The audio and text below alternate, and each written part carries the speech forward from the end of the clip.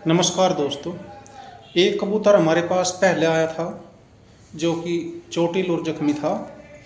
वो अभी परसों सही होकर के चला गया। वो उड़ गया था। उसका हमने वीडियो बनाया था जब वो रिलीज किया गया और वो उड़ता हुआ दिखाई दिया और अगले दिन भी देखा वो फिर यहीं पर बैठा हुआ था। वो सही होकर के चला गया।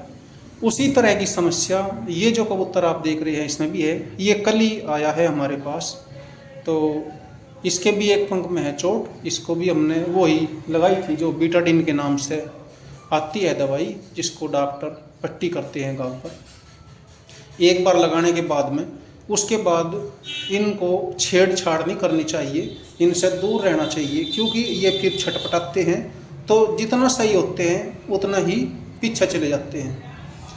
ये जो कबूतर है ये कल आया और ऐसी समस्या इसको भी है। एक पर में लगी हुई है चोट। इसके भी जो परला पंख है और इसके भी पंखे की पकड़ी लगी है, क्योंकि गर्मियों में लगातार पंखे चलते हैं दिन में और ये चोटिल हो जाते हैं, कई बार टकरा जाते हैं।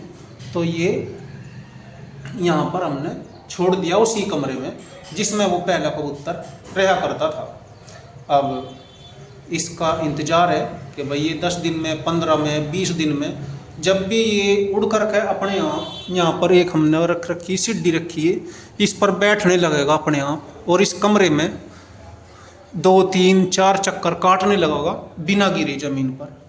तो उसके बाद फिर इसे भी रिलीज कर दिया जाएगा और ये भी प्राकृतिक जो परिवेश है उसमें चला जाएगा। इसके लिए हम यहीं पर बराबर में ये रखी है एक बेंच, इस पर पानी भर के रख देते हैं। 2 ईंट लगा दी थी इसके पानी के पास में, जिससे कि ये जो पानी का बर्तन है मिट्टी का वो ना गिरे। इन चीज़ों को जो पानी की व्यवस्था होती है वो हमेशा मिट्टी का ही बर्तन रखना चाहिए, उसमें पानी सही रहता है और गर्म भी नहीं होता। दूसरे तीसरे दिन पानी जहाँ तक हो सके रोजाना ही बदल देना चाहिए। यदि समय पर जो मनुष्य है वो उपलब्ध नहीं है तो बात दूसरी है, यदि है तो बदल देना चाहिए। इसके लिए ये यहीं पर बेंच पर ही अनाज रख दिया था, इसमें दूसरी चीज़ें भी डाल दें। इसमें गेहूँ भी है, चावल भी है, सोयाबीन भी है और मक्की और सरसों भी इसमें कल को डाल दी जाएगी और बाजरा भी। ये यहीं पर ये जंगड़ा है खुला हुआ, यहाँ को हवा लगती रहे। इसमें जाली लगी हुई है जिससे कि कोई बिलाई यहाँ पर आकर कैसे परेशान न करे।